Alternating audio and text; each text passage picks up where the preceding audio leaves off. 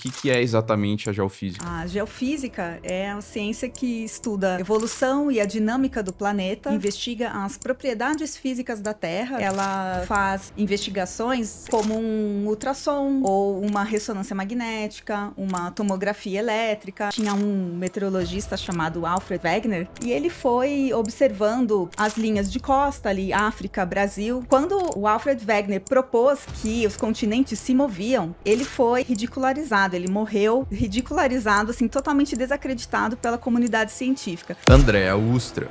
Ela é doutora em geofísica e pós-doc em geociências. Hoje ela vai nos explicar o que é a geofísica, como está a saúde da Terra e mudanças climáticas. Então, os geólogos, né, também os agrônomos, eles pegam o solo e conseguem dizer assim, tem muito ferro, tem pouco ferro, é mais hematita, é mais magnetita, eles conseguem te dizer que tipo de minerais que tem ali, toda a formação desse solo. O pessoal que está escutando assim vê o quão é importante, né, assim, a geofísica. O que a gente pode analisar hoje sobre a saúde da Terra? Como que está a saúde da Terra hoje, do planeta? Uma das coisas que a geofísica estuda muito bem é a corrência de água. Ela estuda muito bem a quantidade de água e a qualidade da água. Então, André, a gente estava falando em off lá, um pouquinho sobre o que é a geofísica, né, e todas as consequências, o que a gente consegue observar hoje em dia através da geofísica. Então, eu queria te perguntar primeiro o que é exatamente a geofísica. ótima pergunta para a gente começar, né, nossa conversa. A geofísica é a ciência que estuda a evolução e a dinâmica do planeta, né? E a gente faz isso de modo indireto, né? A gente investiga as propriedades físicas da Terra, né? Então, as suas variações, né? Então, quando que uma propriedade, por exemplo, magnética, muda, o que isso quer dizer, né? De uma forma que eu gosto bastante de usar a analogia, a geofísica tá para a geologia, assim como a física médica tá para a medicina.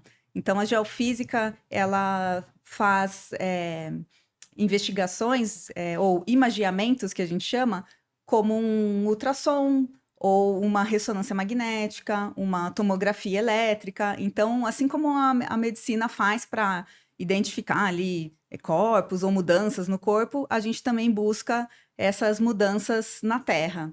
A diferença da geofísica é que existem assim muitos métodos e muitos equipamentos diferentes que vão nos permitir investigar várias propriedades e de escalas assim de solo, né, que é o que eu estudo, assim, poucos metros de profundidade, até mesmo o núcleo do planeta, né?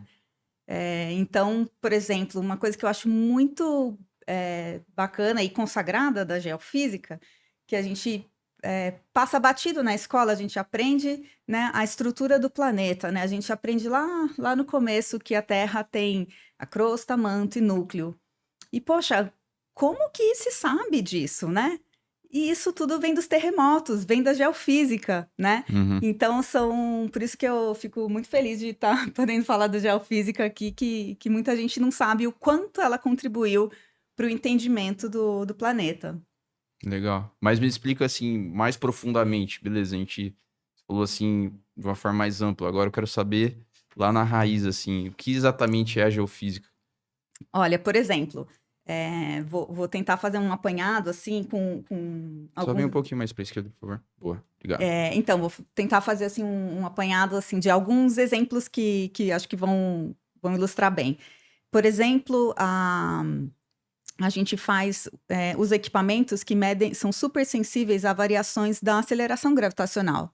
Então, a gente faz, por exemplo, coloca esses equipamentos num avião ou em terra mesmo e vai mapeando, vai passando, né, sobrevoando um local ou andando, né, por um terreno e vai fazendo medidas ali ao longo de toda uma região, né? E daí, com as variações da aceleração gravitacional, a gente consegue trabalhar esses dados, enfim, e descobrir, assim, onde a gente tem variações de concentração, assim, de massa. Então, por exemplo, uma formação de um maciço rochoso, que pode ter um interesse para a prospecção de minerais metálicos, por exemplo, né? Então, os metais, eles acabam ficando mais pesados, né? Então, por exemplo, uma concentração maior de ferro numa rocha, que pode ser de interesse econômico. Então, a gente identifica isso através dessa mudança de medição da aceleração gravitacional. Caramba, Outra isso é incrível. incrível. Outro método que faz isso também, outra propriedade que permite que a gente identifique depósitos, né, para exploração mineral, é a magnetometria. Então, a gente também vai medindo a magnetização ali né, das rochas e vai vendo essas variações e encontra várias formações também que tem, principalmente os minerais que têm propriedades magnéticas, né? Legal, puxando parênteses, o que que é essa... Perdão, não vou saber falar a palavra, magnetização? É a magnetização. Então, a magnetização é assim, quando a rocha está se formando, ela, dependendo dos minerais que compõem essa rocha, né, aquele meio, ela vai, a hora que ela cristaliza, que ela forma a rocha, ela acaba registrando uma magnetização. Que magnetização é essa? Ela acaba registrando ali o campo geomagnético que tem naquele momento da formação dela, né? Então, por exemplo, não sei se você já viu lá no assoalho oceânico, já viu aquelas dorsais mesoatlânticas, mesoceânicas, não sei se daqui a pouco eu conto melhor sobre isso. Mas lá Se você no. quiser também, o João pode colocar imagens ali. Aí, se você quiser, Por exemplo, de repente a imagem da dorsal do Atlântico. Vai aparecer aqui? ele vai pegar Tá. ali.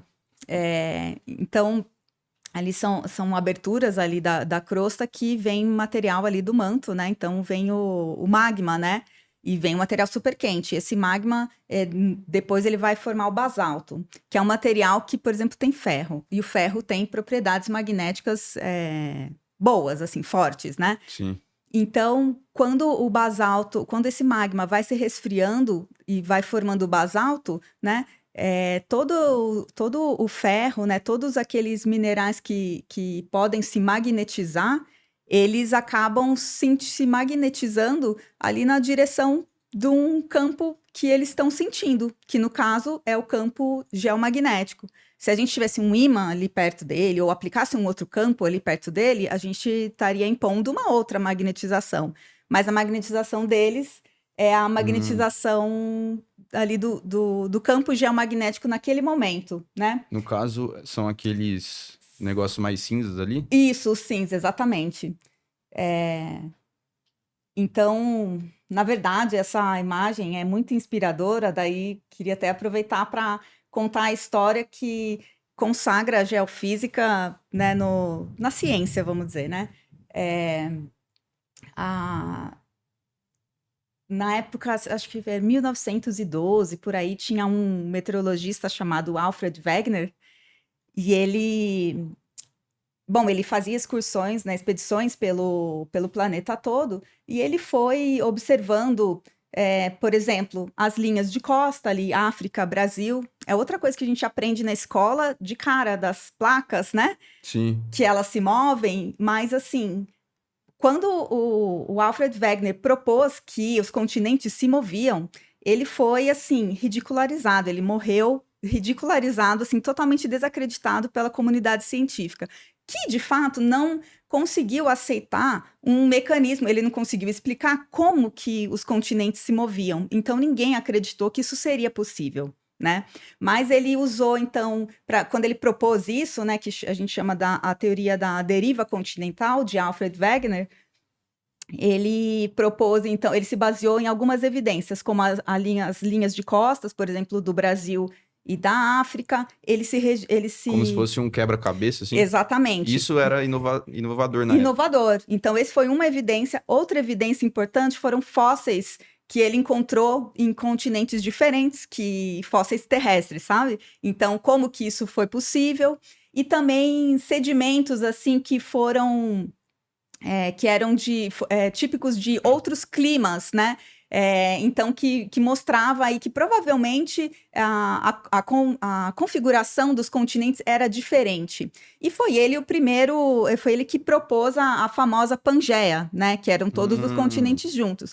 Então, ninguém conseguiu acreditar nele, porque, apesar das evidências, ele não conseguiu explicar como isso seria possível. Pausa rápida aqui. Eu estava vendo as métricas do podcast e observei que 77,3% das pessoas que assistem o canal não estão inscritas. Você não sabe o quão importante é a sua inscrição. Os convidados que vêm aqui, eles olham muito para a métrica dos inscritos. Então, você estar se inscrevendo agora vai estar ajudando muito a gente estar melhorando o conteúdo cada vez mais, estar trazendo cada vez mais convidados. Então, obrigado de coração e de volta ao podcast. Né? Qual é o processo, assim, o mecanismo, a força que moveria os continentes? Bom, daí ele morreu aí desacreditado, tal. Então ele não ganhou reconhecimento em vida, né? Não ganhou. E depois da Segunda Guerra Mundial, na época que começaram a ser feitos os submarinos e várias expedições aí para encontrar justamente submarinos, enfim, tudo relacionado assim ao pós-guerra, os cientistas começaram a aproveitar essa oportunidade para estudar os oceanos, e também nessa época foi quando assim, a geofísica começou a se desenvolver, né, mais fortemente, assim. Então, ela Que o desenvolveu... pessoal, em época de guerra, botou dinheiro, né? Pra Exatamente. tentar investigar e descobrir as coisas ali nesse sentido. Exatamente. Então, a geofísica entrou com os magnetômetros, né? Então, eles levavam eles, ao longo nas expedições, assim, com os navios, eles iam mapeando a magnetização dessas rochas, que é, como eu falei, né? Eles iam vendo ali como é que variava ali, o que tinha de mudança ali, de magnetização ali das rochas que estavam ali embaixo, né? E também eles conseguiriam identificar ali alguns, por exemplo, submarinos, ou sei lá. Muitas das descobertas científicas que a gente tem é por conta de que, em algum momento, o governo viu que seria benéfico para eles botar dinheiro naquilo, né? Exatamente. E não simplesmente em prol da ciência, né? Eu acho que é via de regra, acho que é isso aí, né? Mas, enfim, daí eles acabaram, nessas expedições, eles encontraram as dorsais.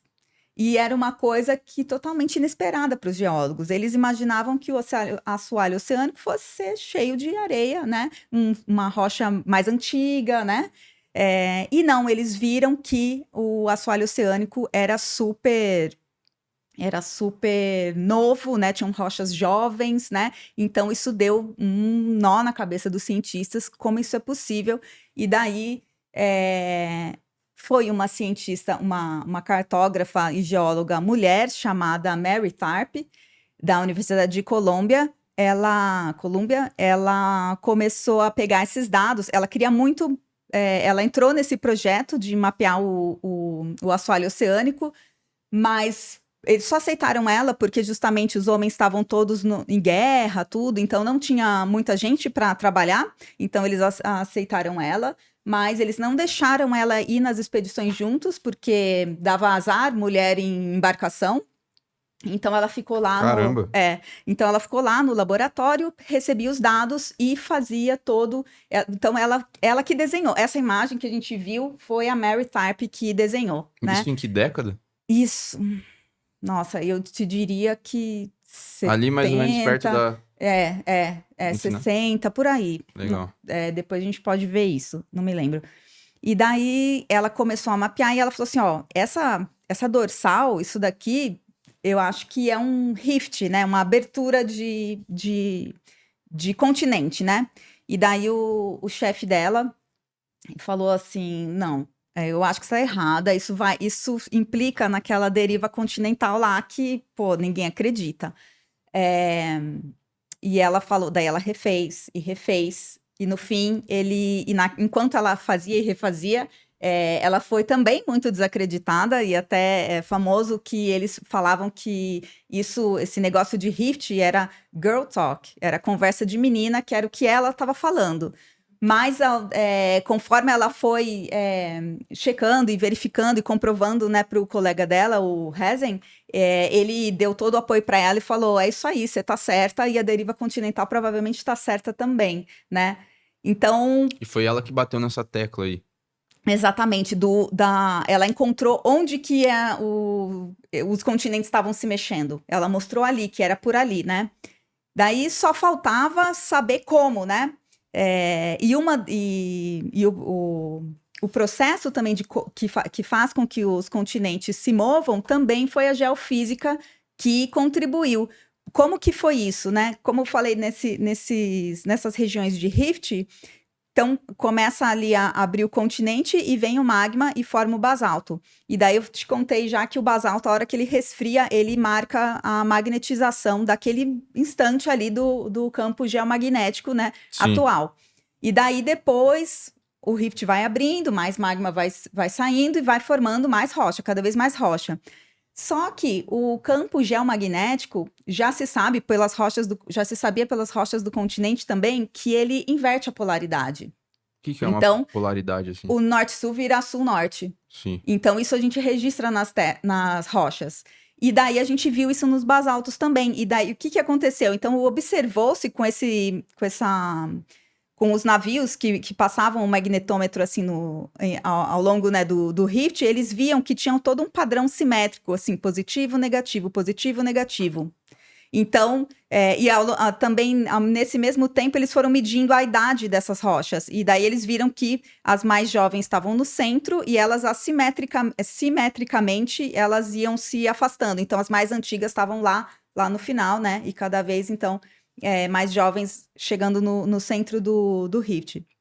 Então, né, no centro de espalhamento. Então, a geofísica conseguiu ajudar a entender, né, que era nesse local que a crosta estava sendo criada, né, e se espalhando, né? É isso que fazia com que os continentes, né, com que as placas se afastassem. Era porque vinha mais material ali do manto, formava nova crosta, então ela acabava afastando, né, a placa para os outros lados, né? E por que que a mais recente ficava no centro? Porque era o novo material que estava sendo formado. Ali Hum. era o centro de abertura, então é onde vem o Vem o material vem o material, material, aí o novo fica aqui, depois com o tempo ele exato. vai indo para as periferias e Ele mais vai, novo ele vai vai entrando. empurrando cada vez mais. Então, essa é uma história que consagrou, assim, a geofísica, né? E tem a ver aí enfim, com as propriedades magnéticas, né, que eu estava te falando. Massa demais. É. E assim, pro pessoal que tá escutando, assim, ver o quão é importante, né, assim, a geofísica, o que que a gente pode analisar hoje sobre a saúde da Terra? Como que está a saúde da Terra hoje, do planeta? Nossa, essa pergunta é difícil, né?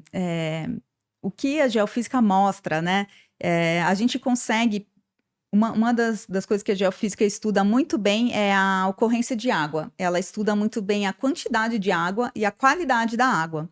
Então, a gente consegue ver, por exemplo, monitorar até ao longo do tempo ou mapear grandes aquíferos, pequenos aquíferos também. A gente consegue ver, então, ao longo do tempo, se um aquífero está se sustentando, assim, será que uma região, às vezes com agricultura, assim, tem muita prospecção de água subterrânea, será que a taxa com que a água está sendo bombeada é a mesma taxa, ou é inferior ou é superior à taxa de recarga desse aquífero? Será que a água que está alimentando esse aquífero é suficiente? Ou será que a gente está comprometendo esse aquífero permanentemente? Né? Então, a geofísica, como ela consegue identificar bem a presença da água, ela tem uma grande utilidade para isso, né? E o que a gente. Então, isso é um desafio que é aberto ainda, né? Então, a gente usa muito a geofísica para esses estudos e vê. O que a gente acaba vendo é que tem regiões que os aquíferos estão, sim, mais ou menos equilibrados ao longo de décadas, vamos dizer, né? Mas tem períodos que a gente vê que tem períodos que os aquíferos tem uma depressão maior, né? Então a gente tem menos quantidade de água numa época. Por exemplo, a gente teve a crise hídrica, né? Em 2015, então foi um período difícil, né? Isso Então, são ciclos ou é obra do homem, assim? são ciclos. O ciclo de recarga e descarga do aquífero é natural, né? Então, é a água que entra e daí ele vai alimentar ali um rio, né? Então, essa água vai entrar ali pela chuva e vai eventualmente passar, ser armazenada nesse aquífero. Pode ser que ele seja confinado e ele fique ali parado, mas se ele for um aquífero livre, que a gente chama, então ele vai completar todo o ciclo, né, da água, vai chegar em algum corpo d'água eventualmente. Mas, deixa eu pegar meu raciocínio de novo, como que eu estava falando. Da questão dos aquíferos? Sim. Então, eu estava contando que... porque você perguntou se isso era um efeito Do do homem. homem ou não, né? Então, ele tem todo um ciclo natural. Sim. Então, qual que seria o efeito do homem? Usar água subterrânea demais, que esse aquífero ele não consiga se alimentar a tempo, digamos, né? Então, você bombeia muita água, alimenta uma cidade, alimenta várias fazendas para agricultura e tal. Então, pode ser que a chuva ali que está alimentando esse aquífero, seja ela onde for, né? Não seja suficiente. Então, você vai ter cada vez menos água nesse aquífero. Isso pode ser um efeito crítico por um período, pode ser permanente, é uma pergunta em aberto, né? Porque a água dos aquíferos, ela tá ali armazenada nos poros, né, das rochas. Então, se esses poros começam a ficar muito vazios, pode ser que todo o peso ali do solo em cima dele, pode ser que mude a porosidade, por exemplo, né? Os poros mudem e talvez ele não consiga armazenar tanta água quanto ele conseguia antes.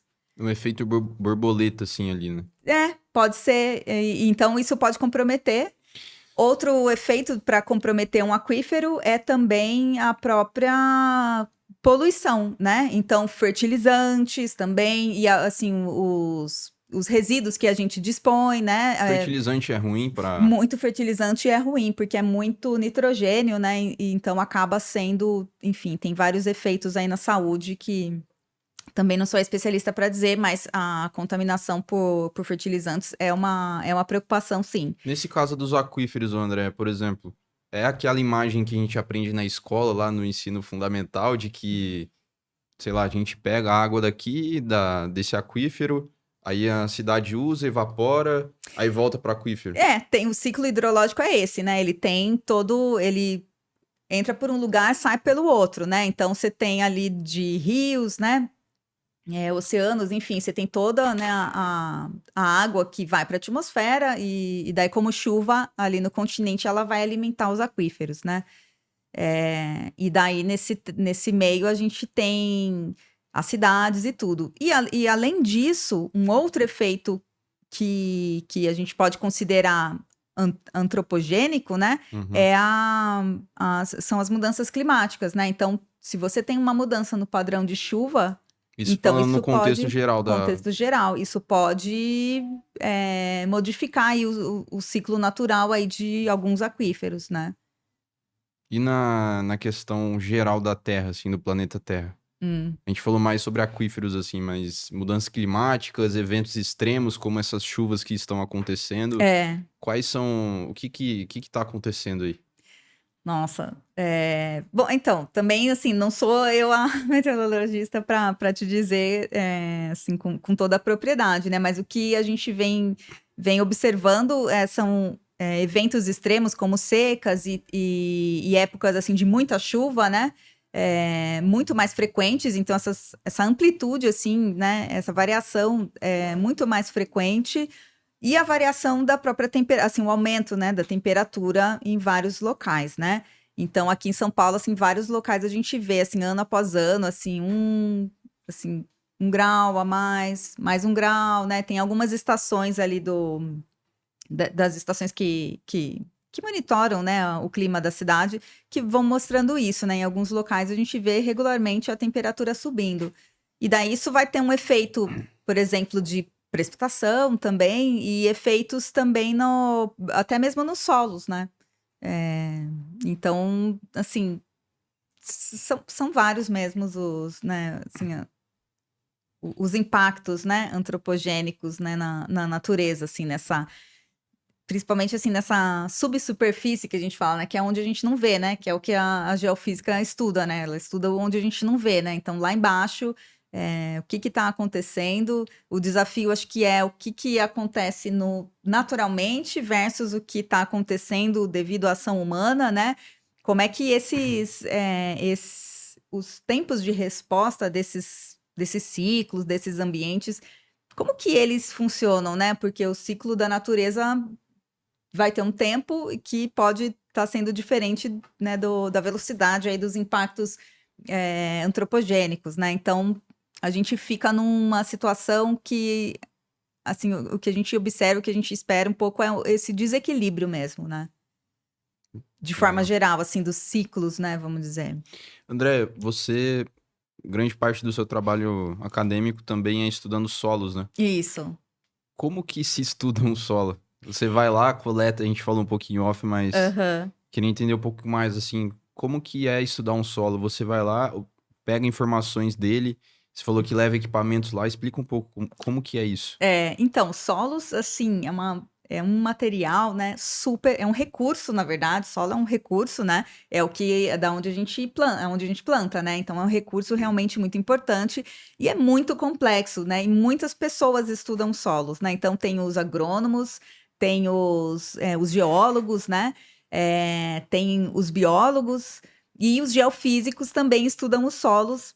Os biólogos estudam também naquele sentido que você tinha As comentado. bactérias, né? Também até raízes, por exemplo, né? Sim. Então eles estudam também. Então o geofísico ele também estuda os solos e ele estuda muito junto com esses outros cientistas, né? Então geralmente o geofísico quando ele estuda os solos ele está sempre ali lidando com ou um agrônomo ou um hidrogeólogo, por exemplo, né? Até mesmo um engenheiro para a parte de construção, assim, ele também estuda o solo, né?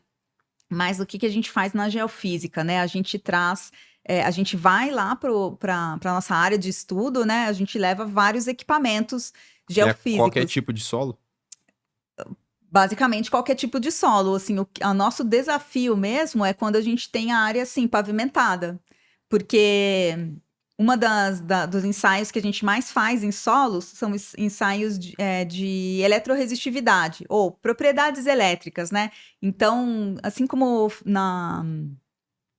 na medicina a gente faz tomografia elétrica, daí tem todos aqueles eletrodinhos, assim, a gente também coloca isso no solo, só que a gente precisa, então, colocar ele em contato com o solo, né? Então, se você tá ali numa rua, é mais complicado, mas fora isso, tendo ali onde a gente fazer o contato elétrico mesmo, assim, com a terra mesmo, é o que a gente precisa para começar a investigar aí essas propriedades. E daí a gente vai fazendo várias configurações, coloca os eletrodos ali em toda uma região e vai medindo, né, vai aplicando corrente elétrica e medindo as voltagens e vai mapeando ali por onde a voltagem está variando. Então, a gente consegue identificar, por exemplo, aquíferos, a gente consegue identificar o embasamento, assim, onde que tem a rocha ali mais profunda, a gente consegue identificar a presença de contaminantes, então, além de identificar onde a quantidade de água, a gente também consegue estudar a qualidade dessa água, né? Uhum.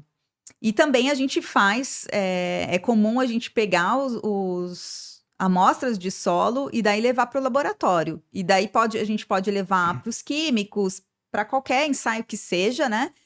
Mas também a gente em laboratório também mede outras propriedades físicas. É, inclusive magnéticas, por exemplo, né? As propriedades magnéticas, elas falam muito sobre o ferro, né?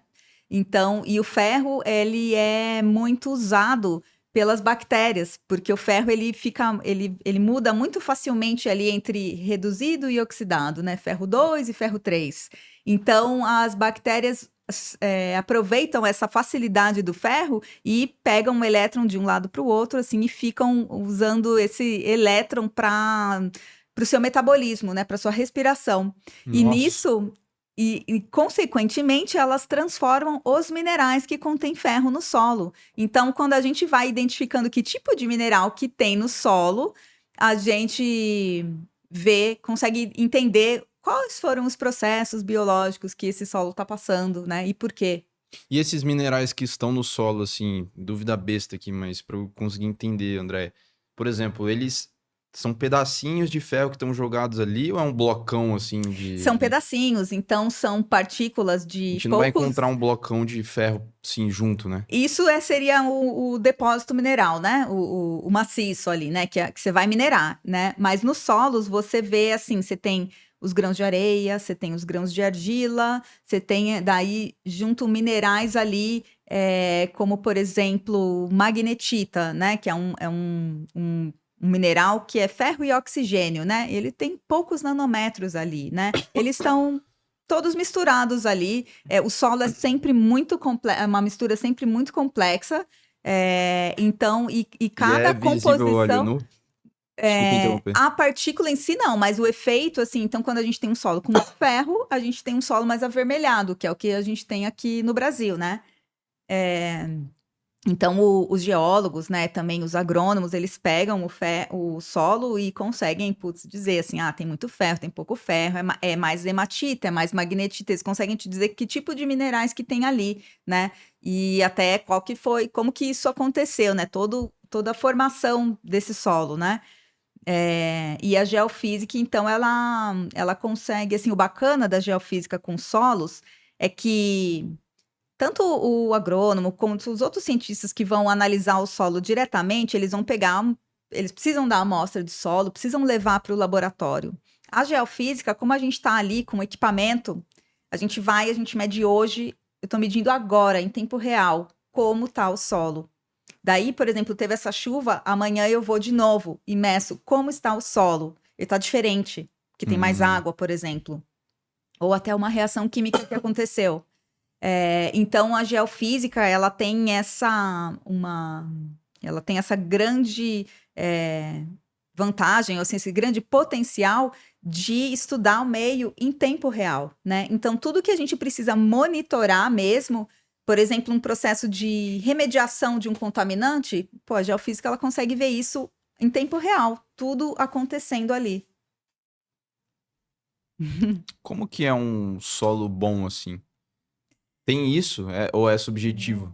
Assim, um solo bom, como o solo, pensando que o solo é um recurso para nossa alimentação, um solo bom é um solo que tem bastante nutrientes, né? No sentido utilitarista, assim, né? Isso, assim, o sentido de fertilidade dele, né? O que que vai, como as plantas que vão ter ali todos os nutrientes que elas precisam para crescer, esse seria um solo bom. Agora, é engraçado, foi legal essa pergunta, porque, na verdade, solo já é uma coisa que cada profissão, vamos dizer, pode definir de um jeito, assim. Então, o agrônomo, eu acho que ele define o solo como sendo, assim, aquela espessura aonde a planta vai se desenvolver, aonde sabe, você tem a cultura se desenvolvendo, né? Que mais? O geólogo ele pode dizer que é a espessura ali onde a rocha já foi totalmente intemperizada. Uhum. O engenheiro vai dizer o pacote ali onde ele pode, que está em cima da rocha, que é onde ele vai colocar a estrutura dele, né? E o geofísico, ele é muito maleável, né? E como a gente trabalha com todos esses, então dependendo se é um projeto com a engenharia, a gente vai falar, se o solo está aqui, ele tem 3 metros de profundidade. Se a gente está falando com um agrônomo, a gente vai falar, olha, esse horizonte aqui, que é onde que você precisa saber, ele tem essa profundidade, essa espessura. Então, mas de fato,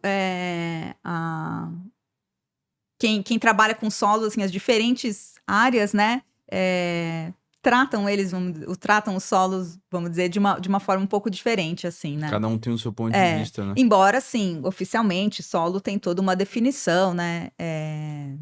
Não, sistema de troca de energia, né? Entre, né, ali O solo, ele vai até onde, André? Na crosta, assim, terrestre? Nossa, então,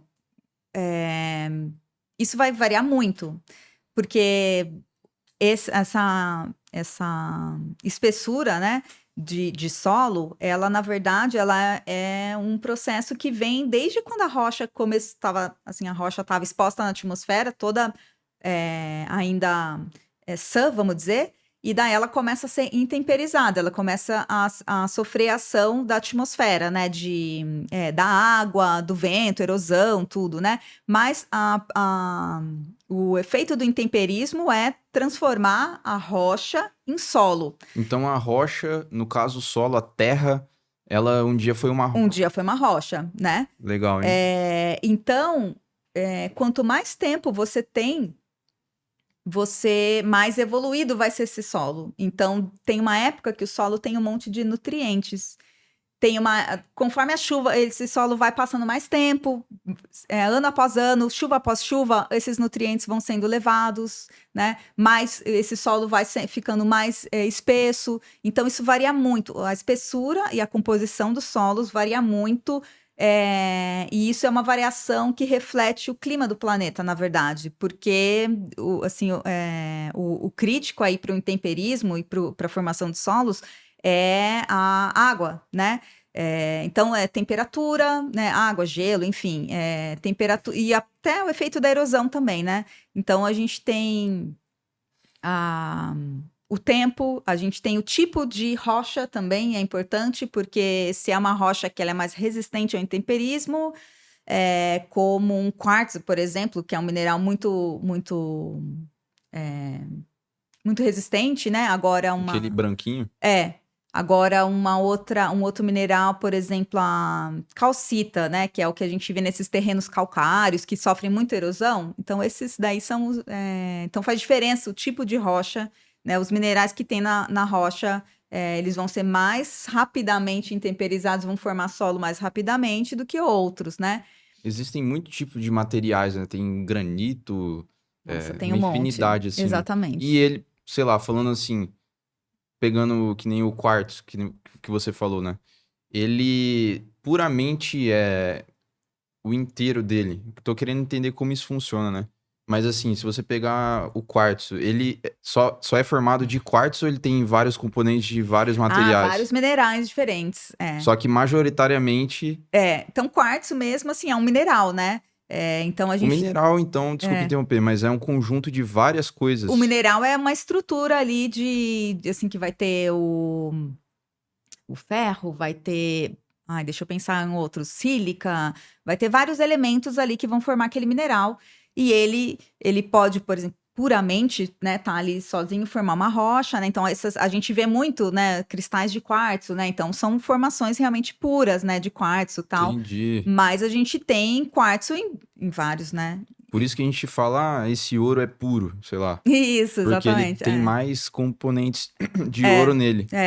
Só que sempre a gente tem as impurezas, tem outros minerais, tem outros elementos químicos que acabam tomando o lugar de um outro elemento. Então, às vezes, por exemplo, por exemplo, informações que tem ferro, às vezes tem um arsênio, sabe? Assim, na escala molecular mesmo, né? Que eu tô te falando, na escala do mineral. E daí, ali na formação total, você tem um maciço que é muito rico em ferro, mas também tem um pouco de arsênio, por exemplo. E assim, acho que de forma geral, assim, para todos os materiais, né? E esses materiais, eles vieram de meteoritos ou eles se formaram aqui? Se formaram aqui na Terra. Se formaram aqui na Terra. Então, eles vieram, tem as rochas ígneas, né? Que vem aí do magma, né? Então, elas podem ser formadas, seja na atmosfera, né? Assim, na superfície, desculpa, na superfície da Terra, tipo, é o que... As rochas extrusivas, né? Que saem dos vulcões. Ou também atividade ali... no interior da Terra, que elas também do magma, assim, que se solidificam, mas no interior da Terra, né? Então, são as rochas ígneas. E daí tem as rochas sedimentares, então, que elas já vão lá para o final do ciclo. Então, aqui na superfície, né, do planeta, você vai ter a ação da água, da atmosfera, a temperatura, então vai decompor toda, assim, vai alterar completamente essa rocha, né? Vai formar, né, sedimentos ou eventualmente solos. Mas já na hora que o intemperismo já tiver transformado tudo, ou parte da rocha em sedimento, uma hora ela vai sofrer erosão, né? Então, todos esses sedimentos vão ser transportados, eventualmente eles vão ser depositados ali num lugar e vão começar a cada vez se acumular mais, vão formar as rochas sedimentares, né? Então, por exemplo, um arenito é uma rocha sedimentar, né? E daí conforme, né, as rochas vão... a gente tem todo o ciclo, né, das rochas, que é... O motor do ciclo das rochas é justamente a tectônica, né? Esses movimentos, né, da crosta. Então, elas são rochas que saem para fora, né, da superfície e rochas que entram também, Consegue né? colocar aí, João? É o ciclo das rochas. Então... E daí, lá em profundidade, elas também vão ser bastante modificadas e vão formar as rochas metamórficas. Então, de forma bem geral, Rochas metamórficas. que elas foram totalmente transformadas pela temperatura e pressão, tá? Então, Mas não são todas que são transformadas pela... não, elas vão fazer. Isso vai acontecer só no interior do planeta, né? Então, mas sim, entendi o que você quis dizer, que nesse movimento elas vão sofrer em algum momento, né? O metamorfismo, né? Sim. Então aí depende muito enfim, do destino aí dessa rocha, né?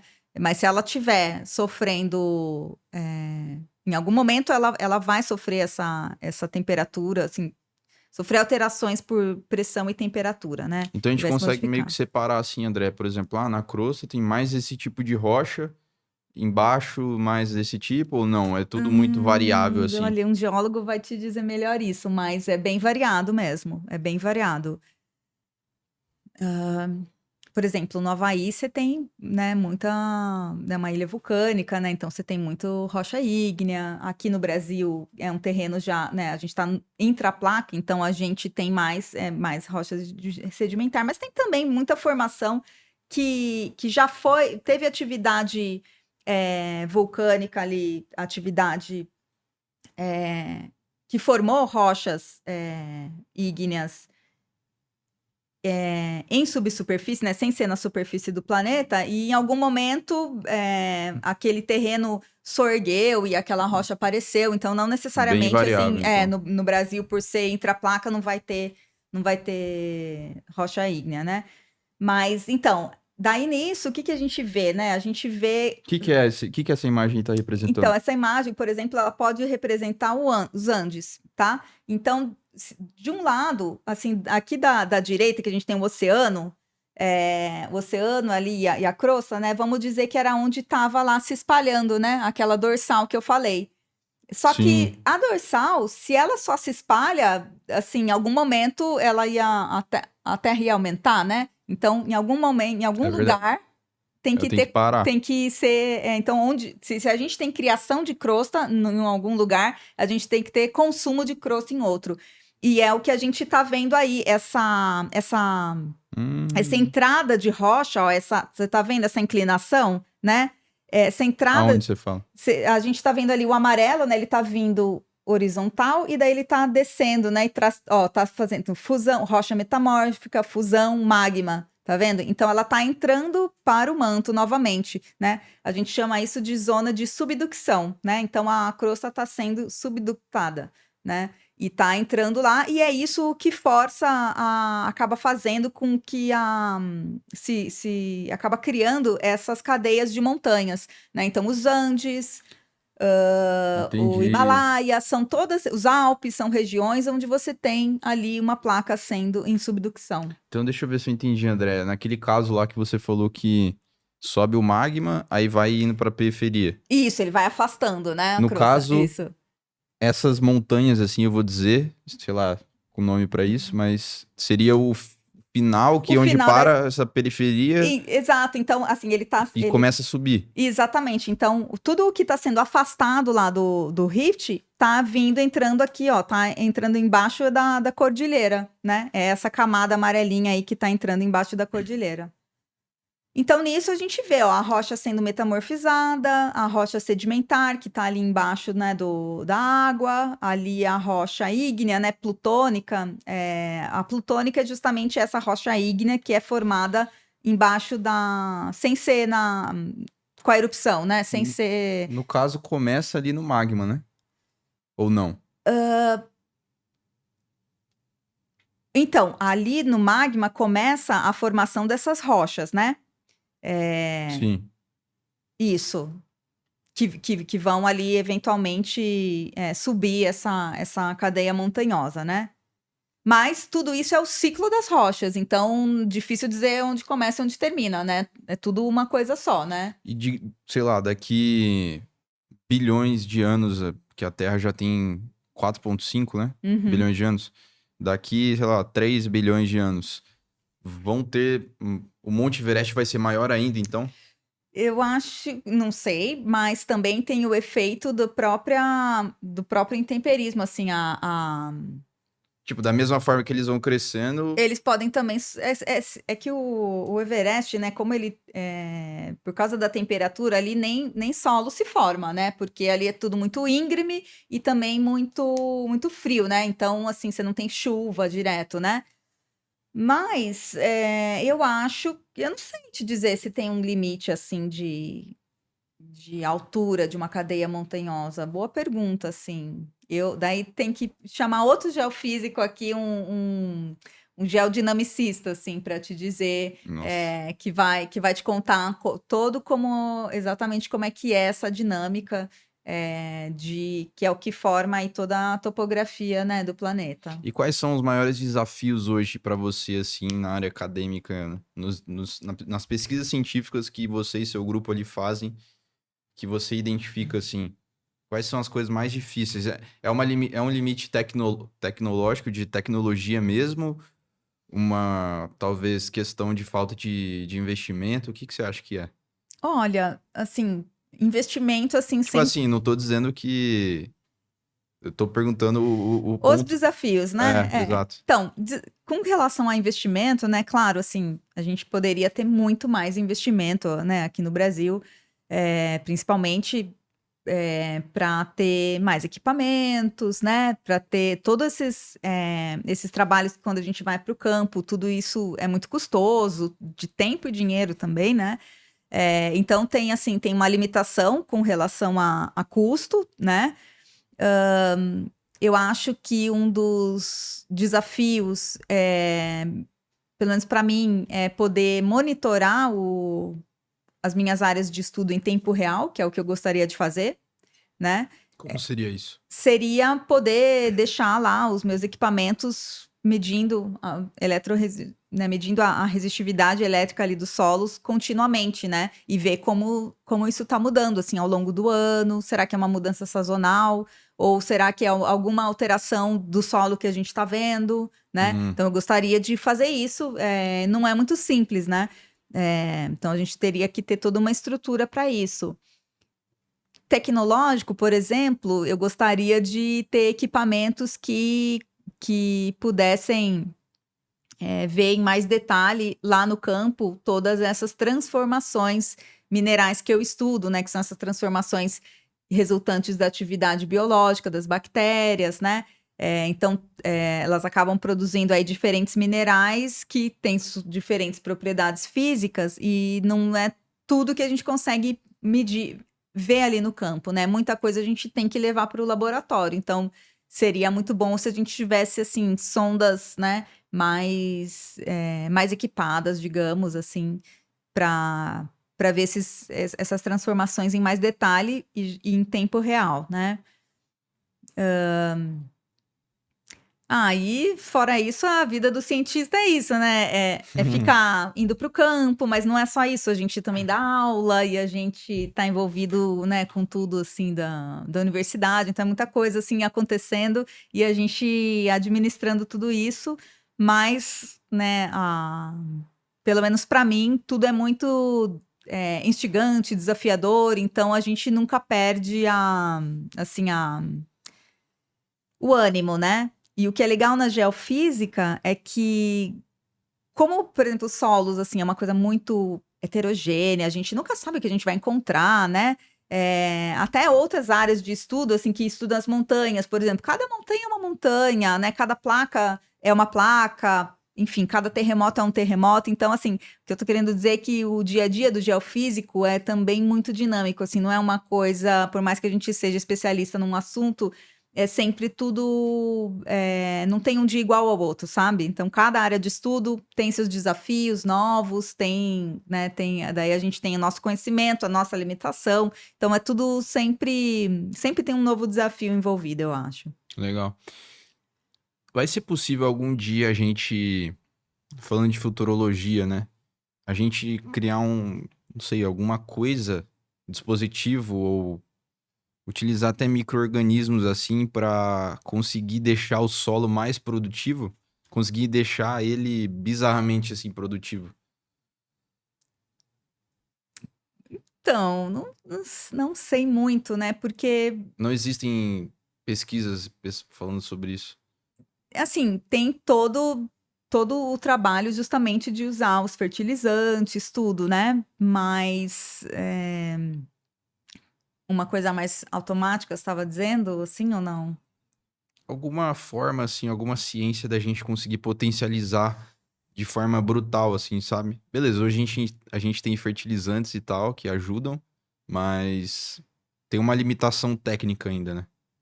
E também que, assim, o solo faz parte desse ciclo aí, né? Então, os minerais não vão estar sempre ali, os nutrientes, né? Então, tudo Exato, a tem gente o ainda tempo. depende do planeta, né? Exatamente, é. E aí que entra, por exemplo, a questão lá sabe a escala de Kardashev lá? De que Hum, o Kardashev lá fala das civilizações, né? Que ah, podem existir no universo e tal. ah. E aí, o nível um de civilização é o que consegue controlar o próprio planeta, né? O, Ah, sim, o verdade. Já vi. nível 2 é aquele que consegue controlar a energia da própria estrela. E é o nível 3 da galáxia, assim. Nossa. Ele estimou que a gente estava em 0,72. Você acha que algum dia, você sendo Mas é geofísica, de zero até quanto? de zero. Como assim você fala? 0,72, você falou? É, ele estimou que a gente está, né? Nossa civilização. E um seria o quê, por exemplo? Um seria controlar o O planeta. planeta. É. Então, sei lá, controlar Controlar, o não sei, mas clima. impactar certamente. É. Controlar o clima, sei lá, vulcões e todas essas coisas assim. É, ou pelo menos a energia do planeta, né? Vulcões é uma coisa que não tem como controlar, mas tem como monitorar. Então, você pode se aproveitar disso, né? Então, os vulcões, aliás, os ativos, eles são super monitorados, né? Tem, tem vários sites aí que você consegue ver todas as erupções que estão em tempo real, enfim. Nossa, que massa. Tem sim. Acho que é do canal do Smithsonian. Tem ali as erupções, todos os vulcões ativos, né? Daí tem erupção, seja tipo do Microfone, por Havaí, favor. seja do Havaí, assim, de lava mesmo, né? Ou aquelas erupções, né, A gente consegue já prever, então.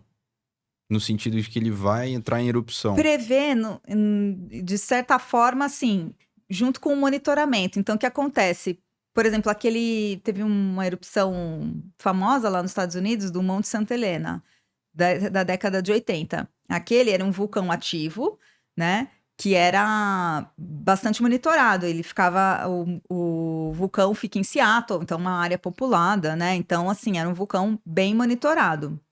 E daí eles começaram a ver, com o monitoramento, uma atividade maior e os cientistas, né, que estavam ali monitorando, falaram: a gente acha que vai haver uma grande erupção, porque ele está dando sinais de que ele está ali acordando, vamos dizer, né? Ou ele está assim, tá ativo, tá bem ativo, né?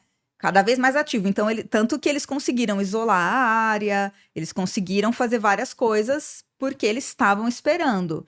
Mas isso, eu acho que pô, sei lá, talvez alguns meses, né? Não nada que você possa falar assim, daqui a 2 anos esse vulcão vai entrar em erupção, Sim, né? sim. E você acha que o ser humano tem potencial aí pra conseguir atingir o nível um dessa escala? Conseguir controlar essas coisas todas? Você que tem Olha, uma visão mais, que nem eu falo, né? Cientistas, assim, na minha visão, têm um senso mais crítico em relação de como as coisas funcionam, sabe? assim, controlar o planeta, assim, eu fico, a gente vai se surpreendendo, né, com tudo que o ser humano vai descobrindo, vai inventando, né? Então tem muitas coisas impensadas há 10 anos atrás, né? A internet mesmo, né? Inteligência artificial. Então, assim, eu não sei do que o ser humano é capaz, mas cada ação tem uma consequência. Então, certamente, numa ação de controlar mais, ou querer interferir, no clima, tem alguma consequência, né?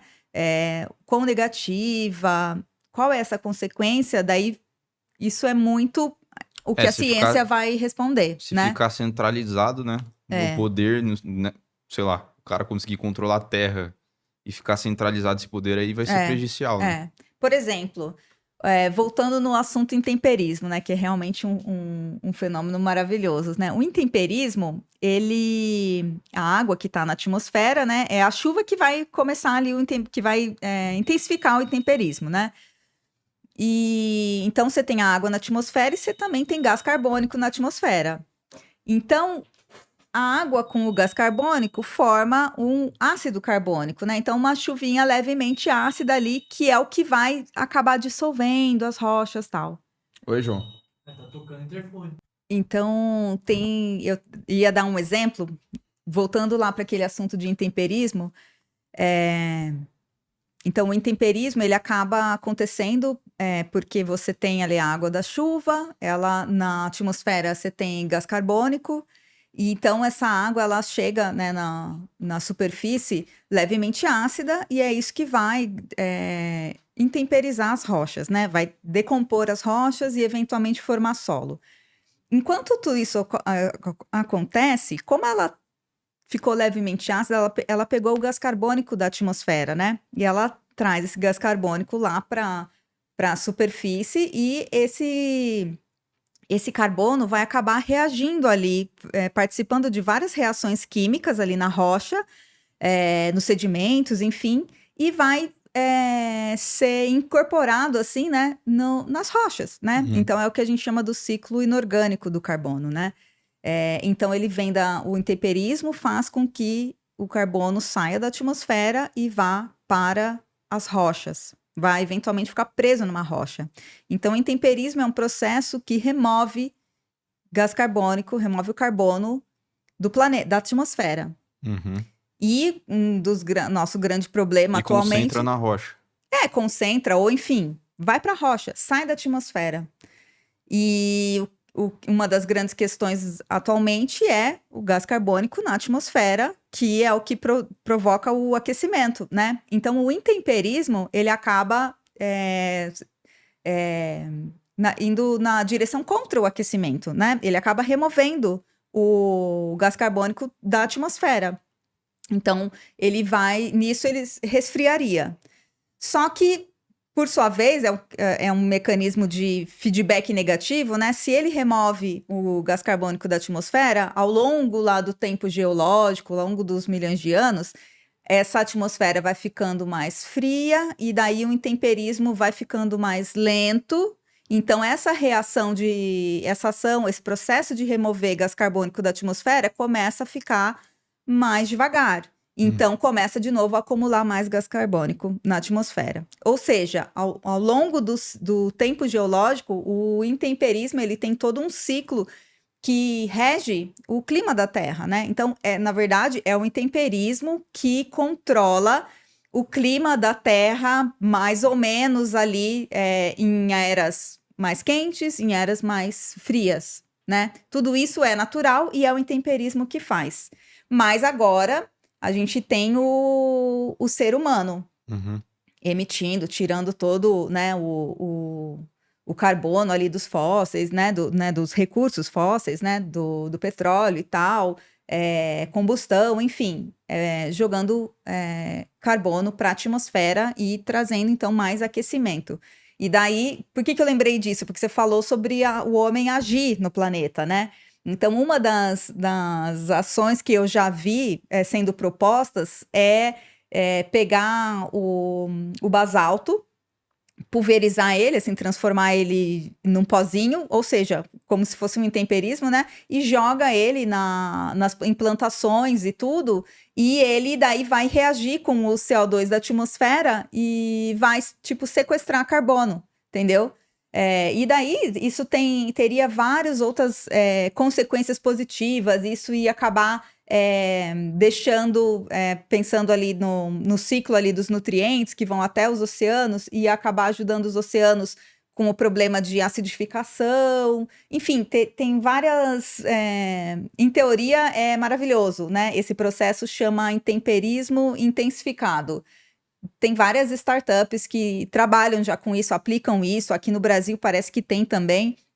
Então, elas tentam intensificar esse intemperismo para agir no clima, né? Mas o quanto isso é eficiente e realmente o quanto isso é positivo, quais são os efeitos, né, que podem ser negativos? Por exemplo, pode ter efeito negativo na própria fertilidade do solo ou acúmulo de algum outro mineral, enfim. Tem várias coisas que a gente não prevê que de cara que podem acontecer. E fora que cada lugar é um clima diferente, uma plantação diferente, enfim. Então, é algo que assim, se propôs ali uma ação humana para afetar, para ter um efeito no clima, né? Mas não se sabe quanto isso vai ser efetivo mesmo, se isso realmente é positivo. Ou seja, eu trouxe esse exemplo para a gente ver que, assim, tudo a gente precisa de muito teste, muito conhecimento para dizer que uma coisa vai dar certo e que a gente vai, de fato,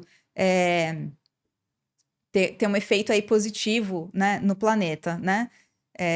Então, mas o ser humano, assim, ele tem muitas ideias, né? Então, enfim, a gente não... A imaginação vai além dos limites, né?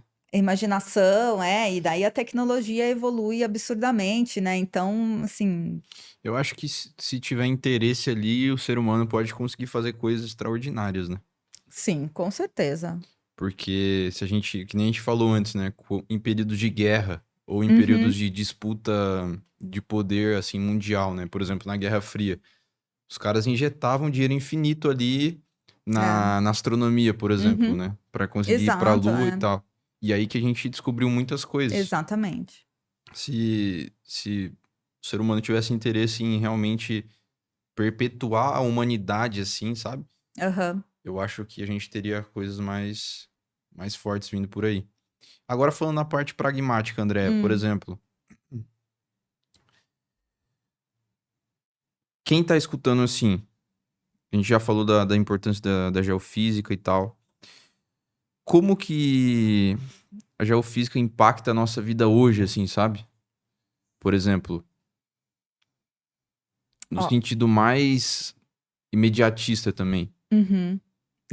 Bom, uma atuação muito importante são as estações sismográficas, né? Então, ela monitora os terremotos aí do mundo todo, dá alerta de tsunami, por exemplo, né? Sim. Tudo isso parte da geofísica.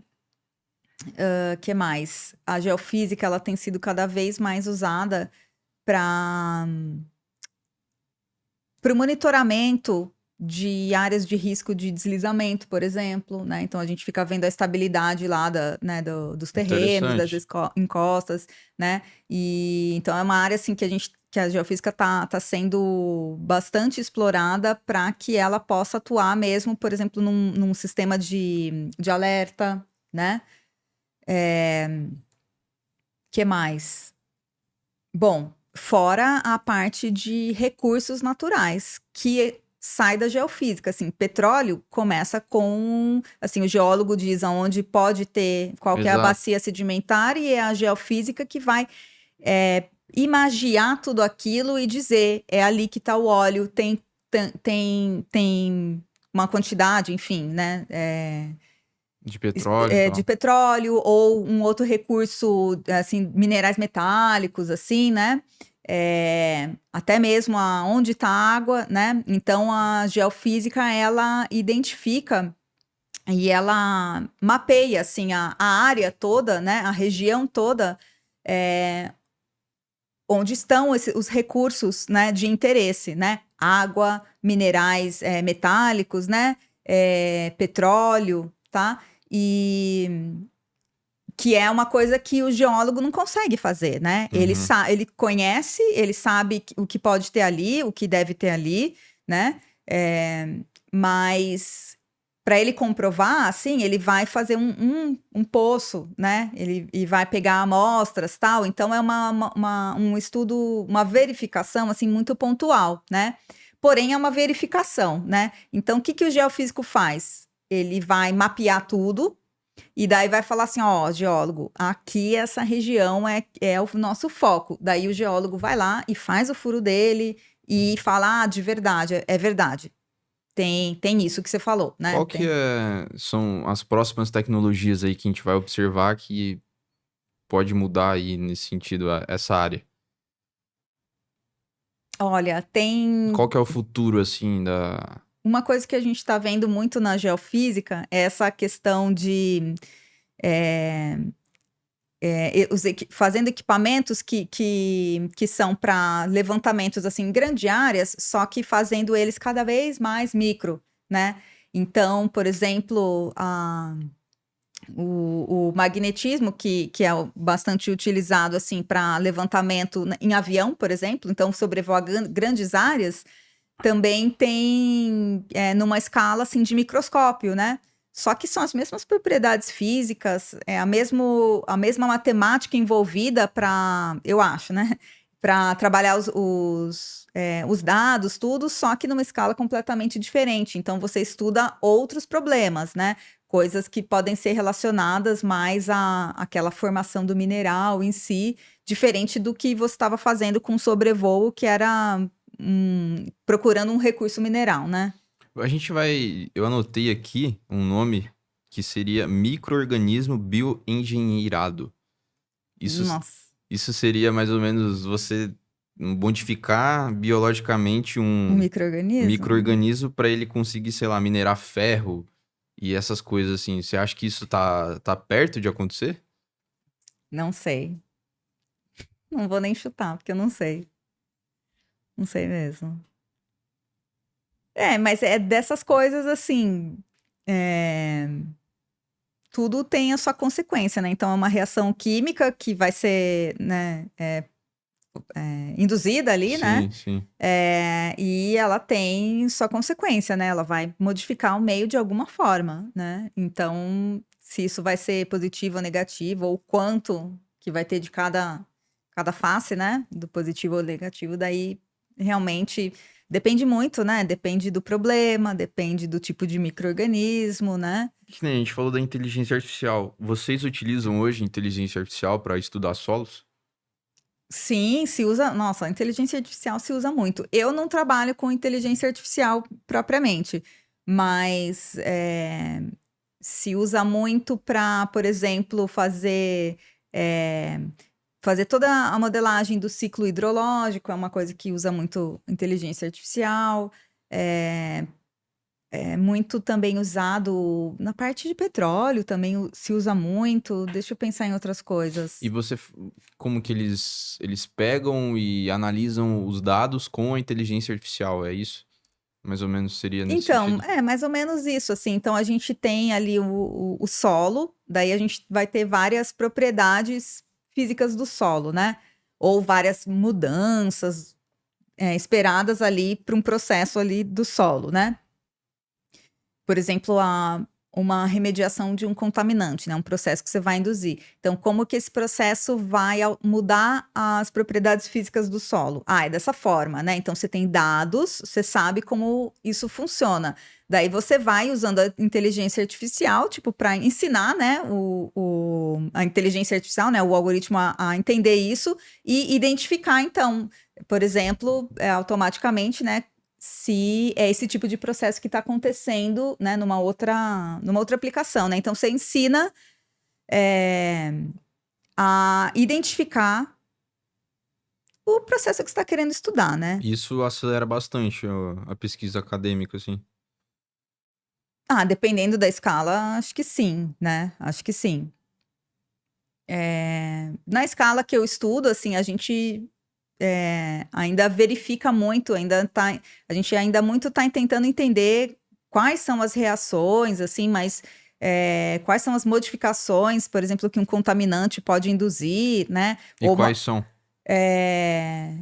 São, por exemplo, essas transformações dos minerais que contêm ferro, né, que podem estar sendo usados em processos naturais do solo, mas também podem ser consequência de um contaminante que mudou completamente ali aquele ambiente, assim, ele deixou o ambiente Sim, mais sim. redutor, por exemplo. Então, vai mudar os minerais.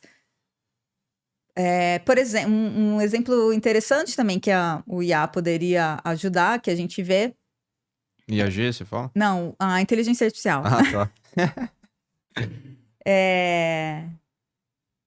Seria no caso de quando você tem um derramamento de petróleo, assim, de algum óleo, a gente vai pra gente ir em subsuperfície, né? Então você não sabe até onde esse óleo tá chegando. Então você vai lá com os equipamentos e mede lá as propriedades elétricas, né?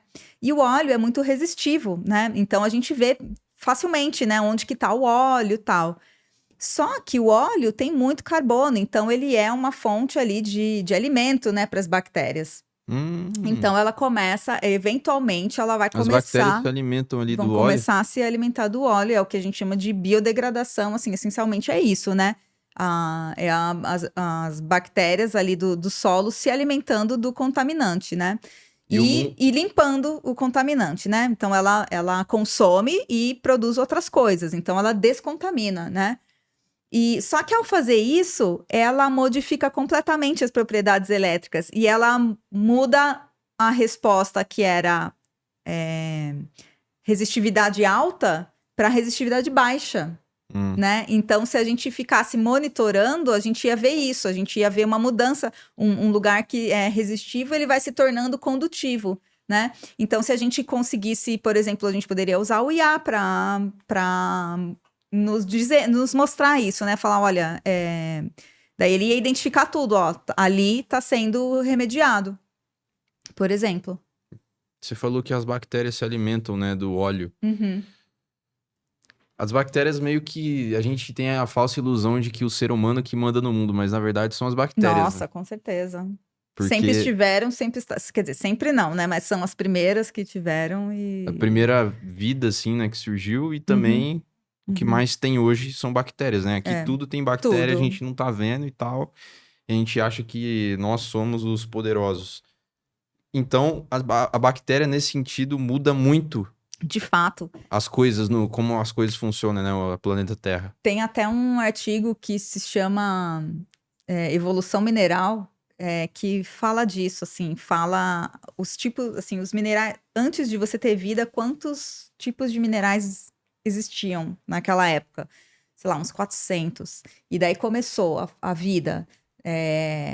Nos diferentes períodos e os diferentes climas, né? Então, quando teve o período, né, glacial, você tinha as bactérias ali agindo de outra forma, enfim, outras reações químicas.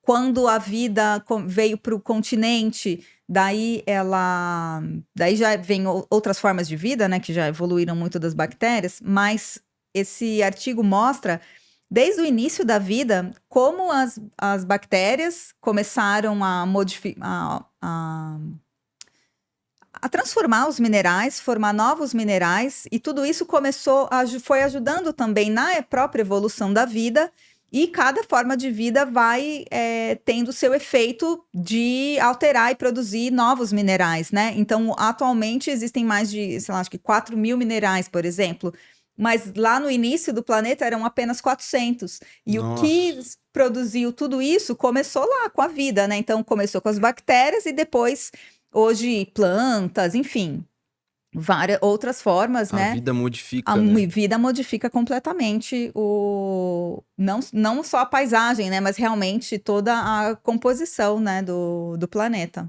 Você falou que hoje a gente tem 4 mil tipos de minérios, é isso? Minerais Minerais mesmo. Então,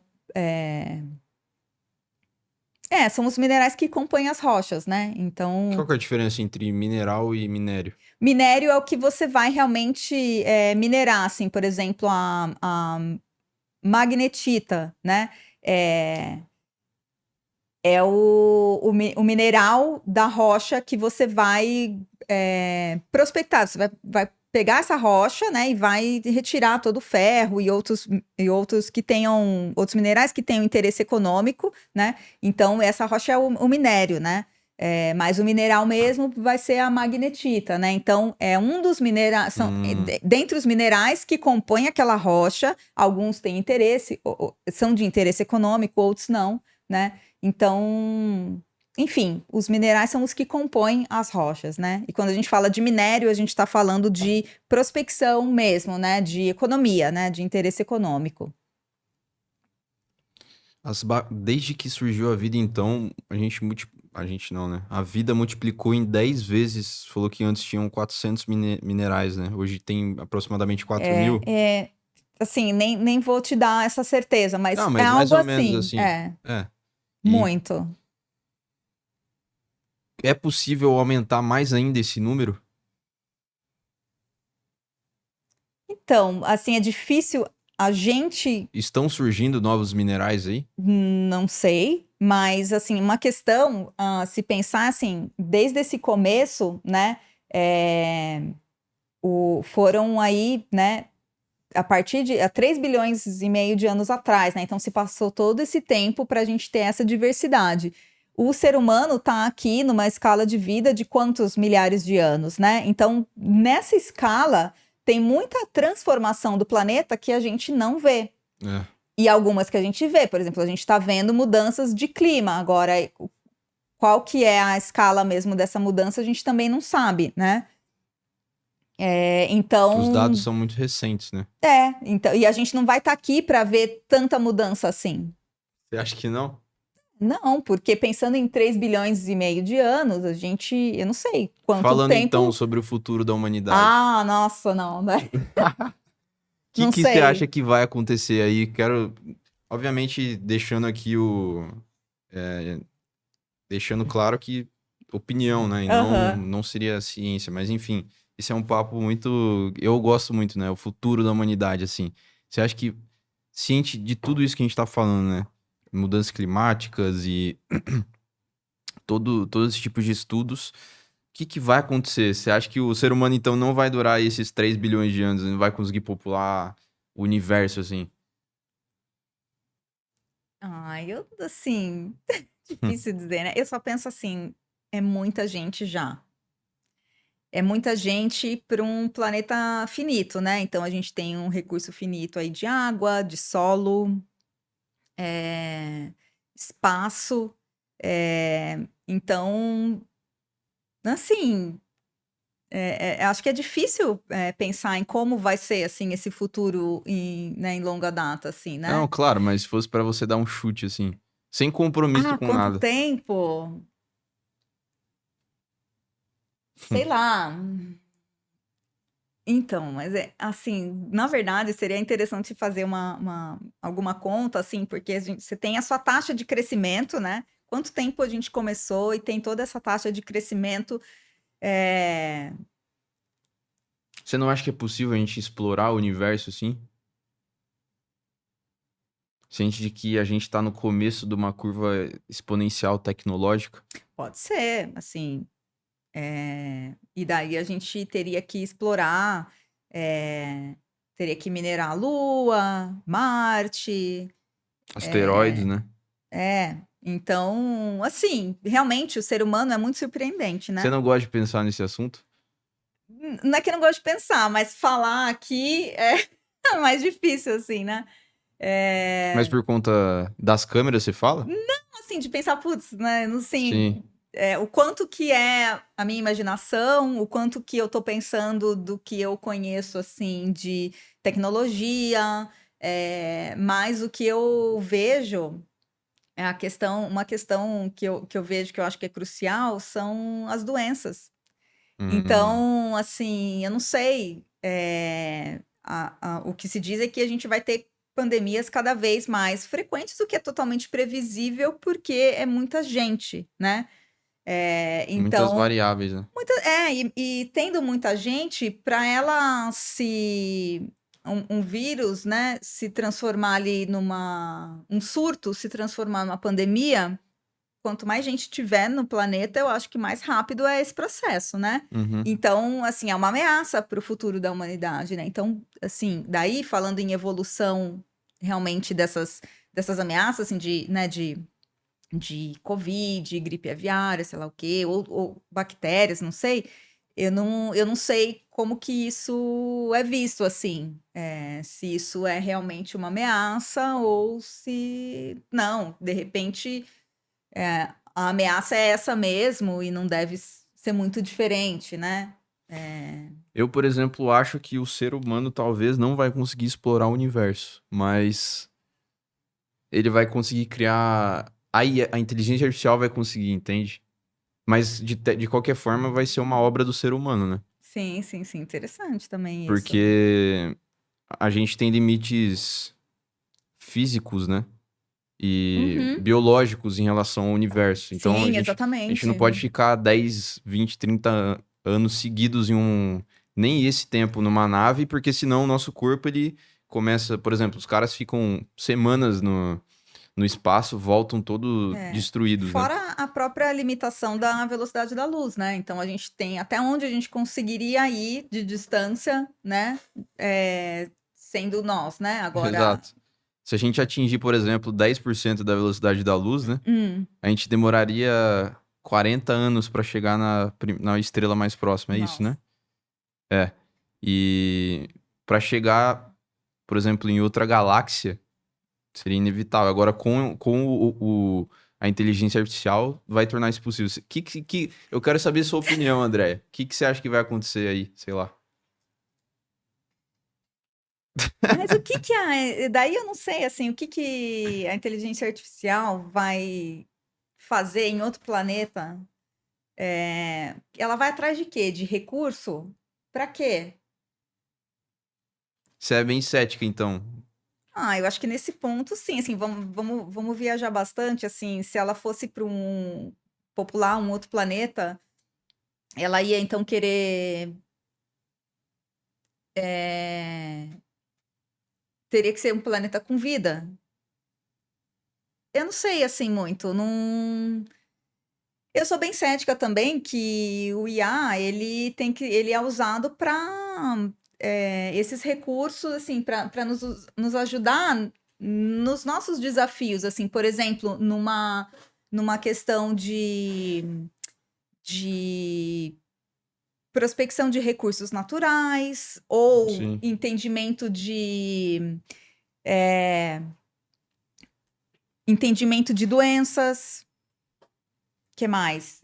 Para mim, o IA é isso, assim. Resolução de problemas, né? É, é. Deixar mais prático a nossa vida, né? Eu acho que esse é a função dele, e meio que o limite dele, porque ele é ensinado, né? Então, Puxando mais pra parte filosófica, André. é, Tudo é muito complexo, assim, né? O mundo é muito complexo. A gente falou aqui, mostrou imagens e tal de como que as coisas funcionam. E beleza, o magma sobe, se vai, uhum, forma montanhas, enfim. uhum. Parece que tem uma certa programação ali, né? Eu queria saber a sua opinião em relação a Deus, assim. Você acredita em Deus? Ah, eu sou uma pessoa, assim, eu tenho bastante fé, eu rezo, né? Sim, eu acredito em Deus, sim. E você acha que a ciência te aproxima mais ainda de Deus ou não? Ah, nossa, até aí acho que não, nem misturo isso assim, né? Tem realmente a minha fé, fui criada nisso, né? É importante para mim, me sinto segura, me sinto amparada, né? Mas nunca nem tive vontade de misturar nada disso. é, Tem coisas na natureza que a gente vê que a gente fala, nossa, que perfeição, né? Sim. Poxa, né? Parece uma coisa de Deus, assim, uma paisagem, né? Realmente tudo isso é muito impressionante, né? A natureza, ela também nos toca da mesma forma que a fé, assim. Então, às vezes, uma coisa que, sei lá, você fala, nossa, foi Deus, né? Sabe assim? Então você tem essa. Agora, quando você se dá. Não, Eu imagino assim, lá na Cordilheira dos Andes, você olha toda aquela paisagem. A sensação é essa também, é de uma certa maravilha, é de uma certa gratidão, você fica impressionado, né? Então, dessa mesma forma. Mas até aí também. Eu fiz essa pergunta porque eu vi um cientista lá falando, não sei se você conhece aquele Marcelo Gleiser. Sim, sim. Aí ele tava falando que ele conhece muita gente que é cientista e que tem diversas religiões, né? Muçulmana, Uhum, católica, enfim. E alguns acreditam que a ciência talvez aproxima mais essas pessoas é meio que uma devoção, assim, sabe? No sentido uhum, de, beleza, Deus criou as coisas, não no sentido de um Deus pessoal também, mas aham. Deus criou as coisas e eu quero entender como as coisas funcionam, sabe? Mas legal, legal. E só pra finalizar, assim, eu gosto de perguntar, assim, uma pergunta um pouco mais pessoal também. Ah, É, a gente falou do futuro da humanidade, vários assuntos, assim, em relação ao futuro, né? hum, Você pensa no seu futuro? Por exemplo, quando você vai morrer, ah. você pensa na morte, assim? Ah, eu sim, desde que eu fui mãe, eu comecei a ter outro, assim, certo medo, assim, poxa, por exemplo, antes, quando eu era mais nova, entrava no avião, assim, tudo certo, sabe? Nunca foi. Hoje, quando tem uma turbulência, eu falo, ai meu Deus, meus filhos, e agora, sabe? Isso, assim, então, claro, né, penso no meu futuro, sim, quero viver bastante para ver meus filhos crescerem, ajudar meus filhos. E você tem medo da morte hoje? No dia que a gente tá gravando isso? Ah, medo, assim, eu não quero que esse dia demore muito ainda, né? Mas é um dia que vai chegar, então. Então você diria que sim ou não? Não, assim, não é que eu tenho medo, mas, assim, eu não quero morrer, mas eu sei que todos nós vamos, então eu tenho medo de morrer antes do tempo que eu queira, vamos Sim. dizer, né? E o fato de você saber que um dia isso aqui vai acabar, tudo que você vê aqui, sei lá, sua consciência, não sei qual a sua visão sobre a vida após a morte também, mas isso Não não te sei. angustia? Não, não me angustia, não penso muito nisso, não. Já pensei, acho, mas não sei, como não sei, sabe? Assim, é algo que É, não vou poder visão voltar para dizer, olha, era isso mesmo, sabe? Então, cientista, né? eu realmente, isso, assim, não penso. Então, por isso, até fazer o meu melhor em vida mesmo, né? Porque é isso que eu vou deixar. O legado é o que a gente faz em vida, né? E pronto. Define então a vida em uma palavra. Nossa. Não, teve uma vez que eu li um artigo que eu gostei muito da definição de vida. Ele disse que a vida era uma reação redox. Então, é uma reação que começa ali, numa transferência de um elétron que vai de um lugar para o outro. É um elemento químico, é uma reação química, e surge daí, né? Então, desde a vida de uma bactéria até a nossa respiração celular, tudo é transferências de elétrons. Acaso? Acaso? Hum. Qual seria a palavra, assim, se você fosse utilizar uma palavra só?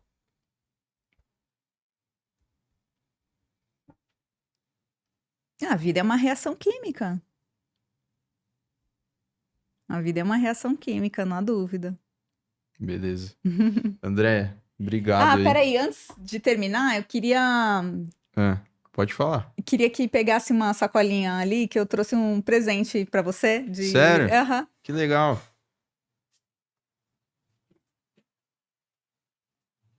Isso, não sei se vai servir, mas eu peguei lá no centro acadêmico, era o único tamanho que tinha, tá? Então, Ah, é nada. Que massa. tomara que sirva, né? Fica aí a lembrança da geofísica. Aí, João. Que massa, obrigado, viu? Obrigado de Imagina, verdade. imagina. Obrigada a vocês pela oportunidade, adorei estar aqui. Você quer divulgar suas redes? Eu tentei achar seu Instagram, Eu não sou uma achei. dinossauro, eu não tenho redes sociais. É, É, eu não vi. tenho, não quero ter, não sei ter. Nem É. LinkedIn, né? Você tem.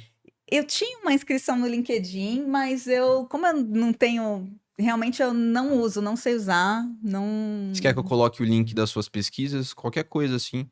Se você se sentir à vontade também. Se não, não também. Olha, das minhas pesquisas, o que que tem muito assim? Você pode colocar, se você quiser colocar o link do IAG, mas é isso, Beleza, aí você me assim. manda lá. Tá, te mando sim, te mando Beleza. sim. E, bom, se você assistiu até aqui, considere se inscrever no canal. Sua inscrição é muito importante pra gente. Ajuda a gente a estar trazendo cada vez mais convidados, como, por exemplo, a Andrea. Então, obrigado de coração se você assistiu até aqui. E até o próximo episódio. Tchau, tchau.